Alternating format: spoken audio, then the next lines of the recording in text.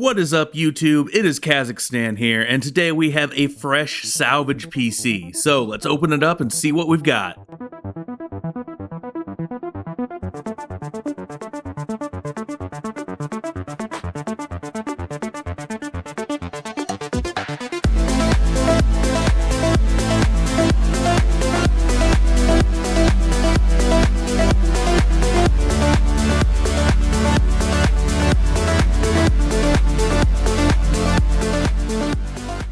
So as we see on the front of the case here, this PC is a Gateway pre-built, the model DX4200 from 2009. It runs Windows Vista by default and cost $510 when it was launched. Around back, we have PS2 ports for mouse and keyboard, HDMI and VGA, 4 additional USB ports, another FireWire, and a variety of audio jacks for a speaker. And of course, Ethernet connection down below through a LAN card, but this PC can also connect using a 56K dial-up connection. As you can probably tell, we're definitely going to want to wipe this system down and give it a good cleaning inside and out.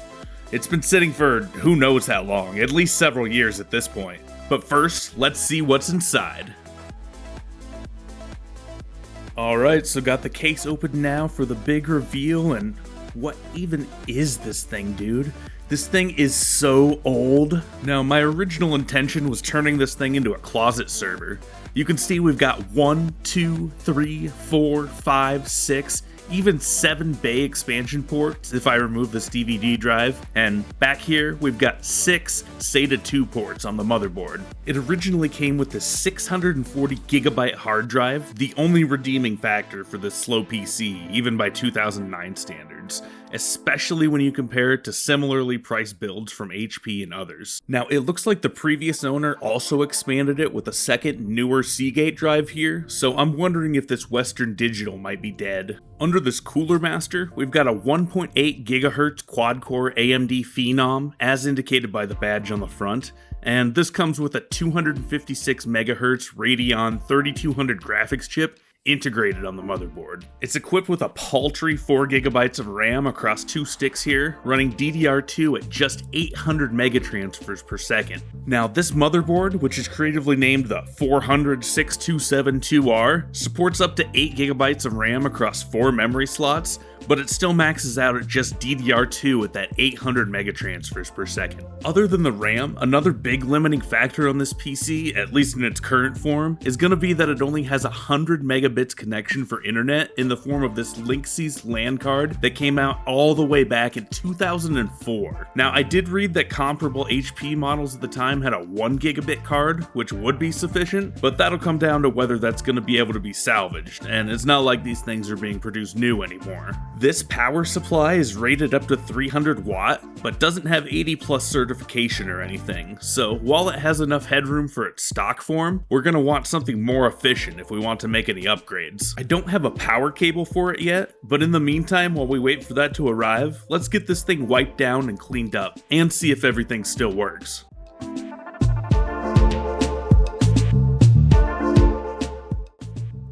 Alright, so we've got our cleaning kit laid out here, isopropyl alcohol, a cheap $1 toothbrush, and some compressed air to blow out the copious dust bunnies.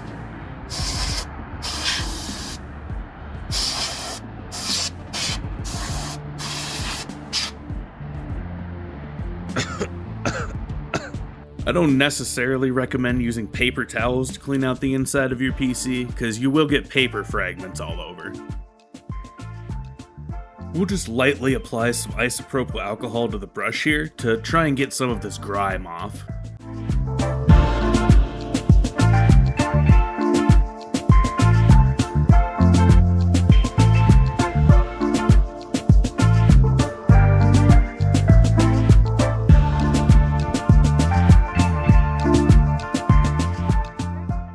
So I was intending on using this PC as a network-attached storage, however I discovered that this system is incompatible with Windows 11. Microsoft is phasing out support for Windows 10 in October, which is 9 months from now, so this build won't be able to serve as a long-term NAS solution, at least as a Windows machine. As such, I want to spend as little money as possible to get this thing going. I do want to see if we can get Windows 10 installed, so we can at least maybe connect it to a network for one last time, and see if we can get some era-appropriate games running. I'm using my old monitor from 2018, which, fortunately for us, still has VGA in.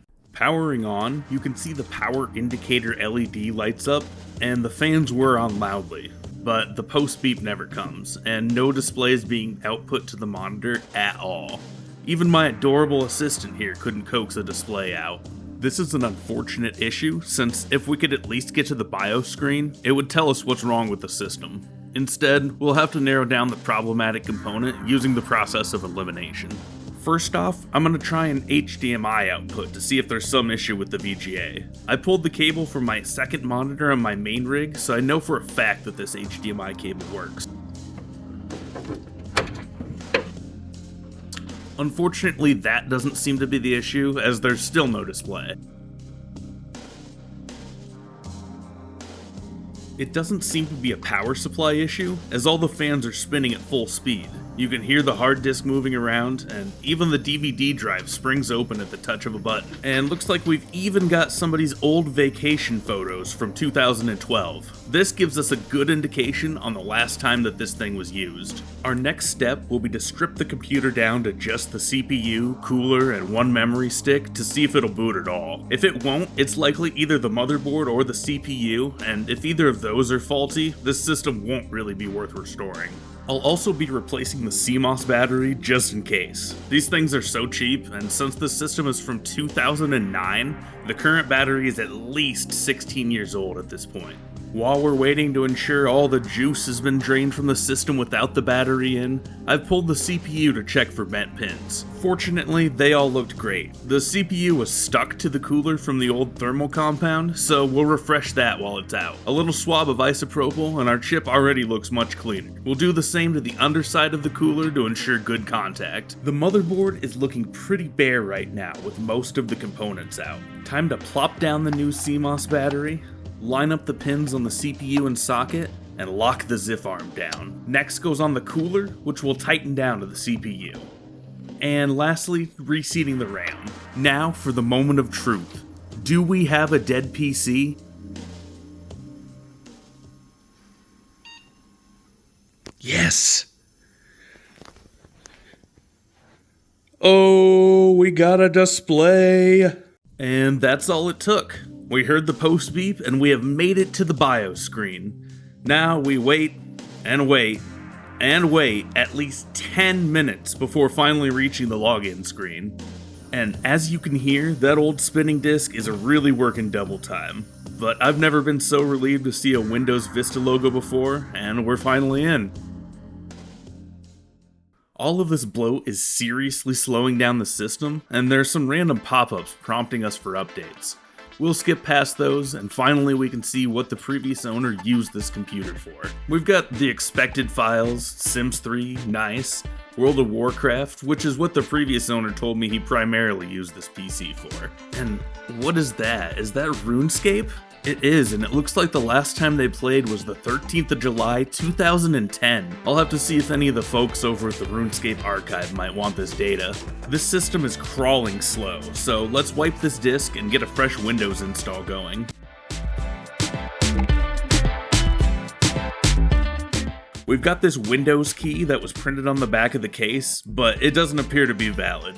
Whatever, we'll solve that later.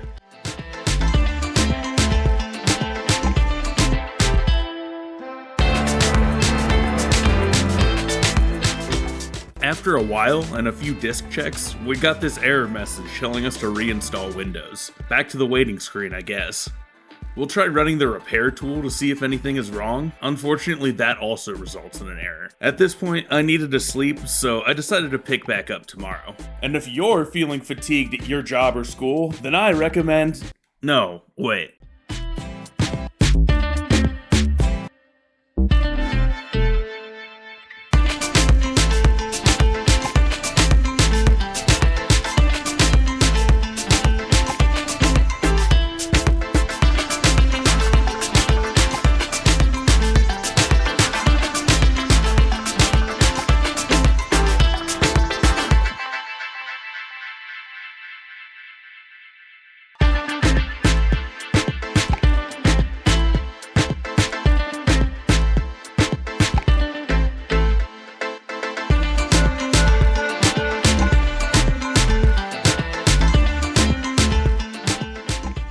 after a bunch more waiting, we finally have a working Windows 10 Gateway PC on our hands. And all in all, it's a relatively clean installation. The default canvas is 1024 by 768, and we'll go ahead and keep that resolution since our onboard graphics doesn't appear to allow us to go up to 1080p. The CPU is throttling here on startup, but once the initial Windows setup in the background is completed, we're barely taxing this quad core here. Even the paltry 4GB of memory is barely sweating running Windows 10, a feat that would be nigh impossible on Windows 11. As you've probably seen alluded to in the background here, I've got a physical disc of The Sims 2 Deluxe Edition, and we're going to install this from the super fast DVD drive here and get some era-appropriate gaming going on. I saw the original owner had a copy of Sims 3 installed, so Sims 2 should have no problem running on this hardware. And this is The Sims 2 Deluxe Edition, which includes the Essential Nightlife expansion. Now, that expansion allowed Sims to travel downtown and added cars, which still aren't drivable in the newest installation to the series. Hit the program on the desktop here, and a predictable black screen. After some driver shenanigans, we'll just launch this in Windows XP with Service Pack 3, which usually resolves issues with old games of this era.